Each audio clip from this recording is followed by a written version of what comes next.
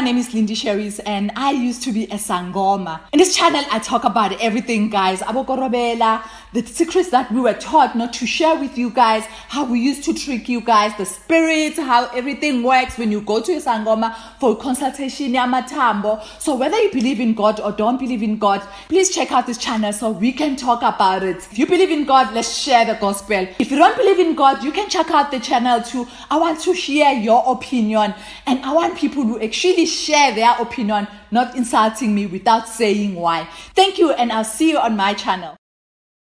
Hello, everybody. Thank you so much for joining me right here in Solomon's Temple. I'm Uncle Solomon. Good to be with you and hope you are doing very well.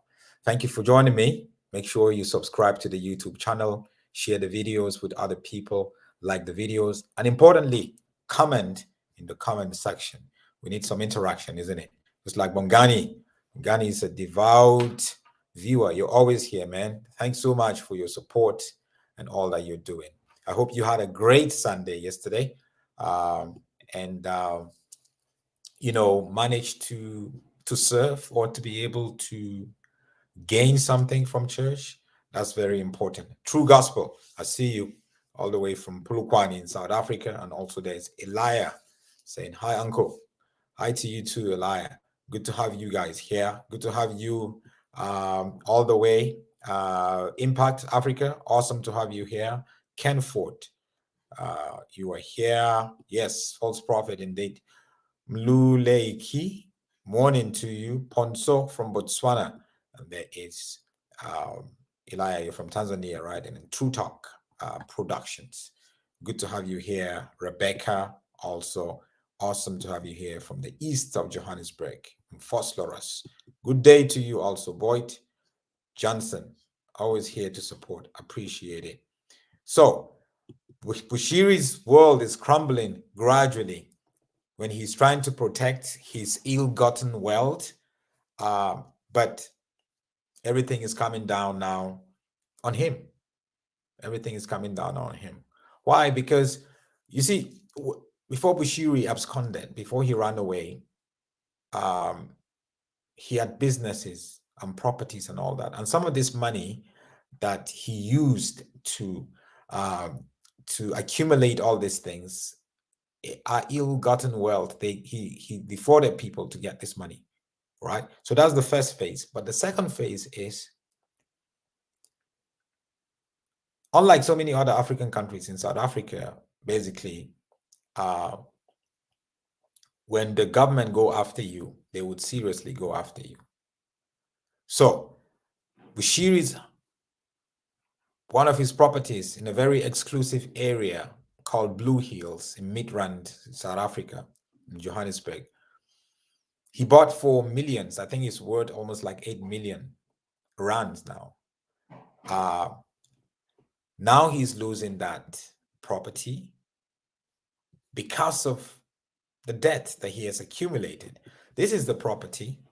Some of you guys will remember this property, about 6-7 years ago. He actually took photos in front of it, trying to show people how he's living large. You see the cars in front of there, the Rolls Royce, and I think the other one is Porsche, right? Some people call it Porsche, but it's called Porsche. You can see that. So this is the home that we're talking about, right behind him. This is the home that we're talking about. Losing it, putting it in the market forcefully through an order from the court because of some money he had owed the government. This is him. This is how they deceive people. They show you all of these things. Any prophet or pastor you see taking photos like this, him just being there on his phone and the background, cars arranged, all these cars were arranged. And then the house behind him. Guys, anytime you see a prophet or a pastor displaying this kind of thing, just begin to smell fraud. Begin to smell that this guy, chances are he's a pulpit criminal. Pulpit criminal. And a lot of them, owe money to the government, to individuals, and all of that kind of stuff. So what happened with this Bushiri saga?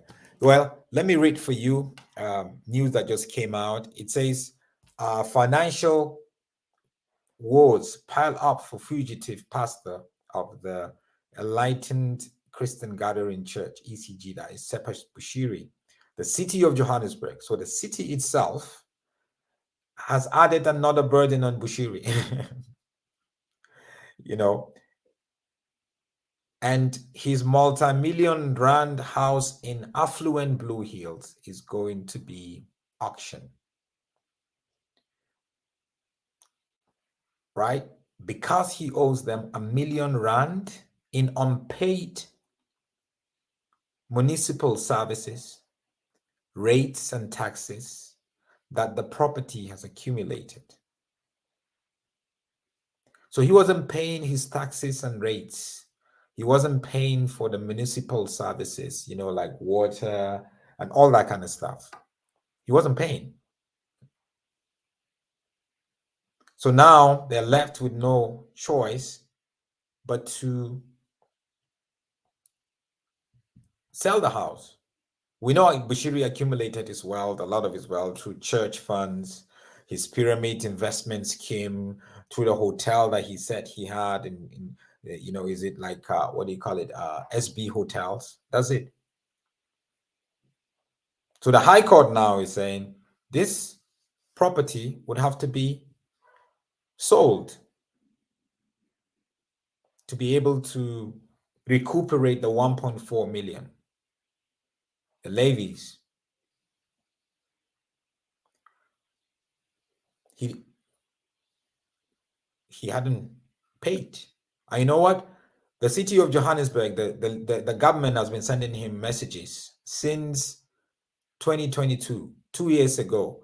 Pay your bill, pay your taxes, pay your rate, pay your municipal expectations. But no, he wasn't replying at all.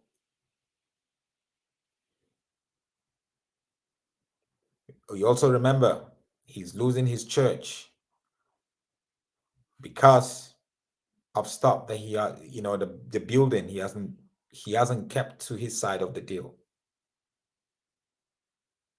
That's Bushiri for you.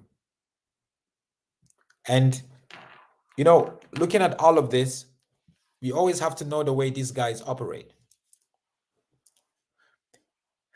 You don't expect the devil to be generous. So you see most of this false prophet, Alf Lukau, TV Joshua, and Uber the Angel, Bushiri, they love to hoard their money. When they defraud people and gather all this money through church, they want to keep it for themselves. Even the people, they would ask you to do a job for you, and it would be so difficult for them to pay you. Even if they do pay you, they don't pay you completely. That's how that's Satan, and that's how Satan operates. I don't see how they're going to operate in any different way and be prompt in their payment and be honest in their payment when you do get to do any sort of like job for them. No. I told people like Bushiri would never come back to South Africa because when he gets here, he's going to go straight to jail. He would never, ever come back into South Africa. But he left a lot of victims here.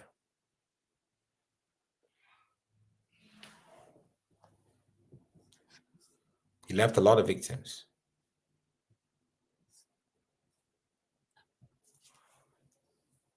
This is just the beginning, guys. I like what some of you guys are saying. This is just the beginning.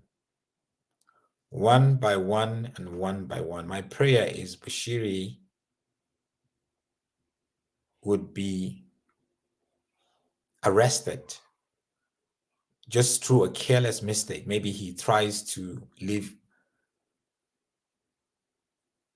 Malawi to go to Dubai or to go to another country without knowing that the international police, Interpol, is waiting on him.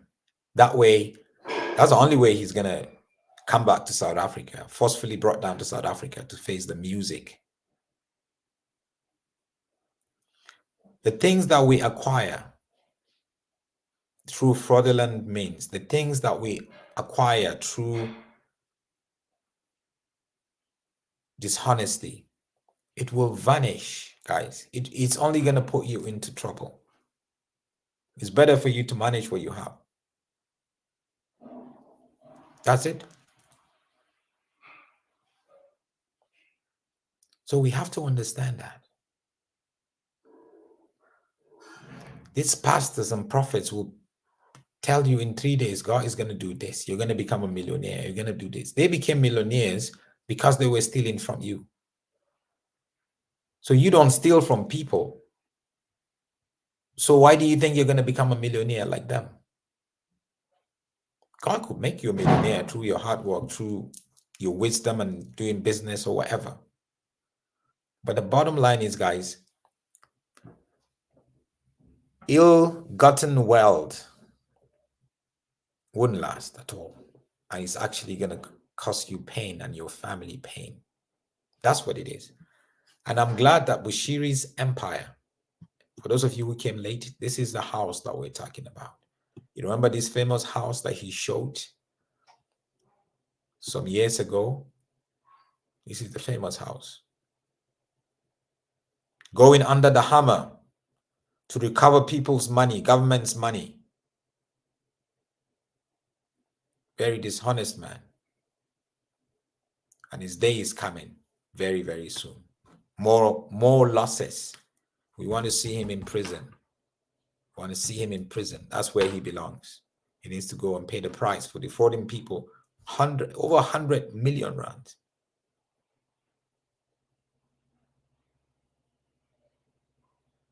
You cannot mock God. Thank you, guys. God bless you. Catch you again later.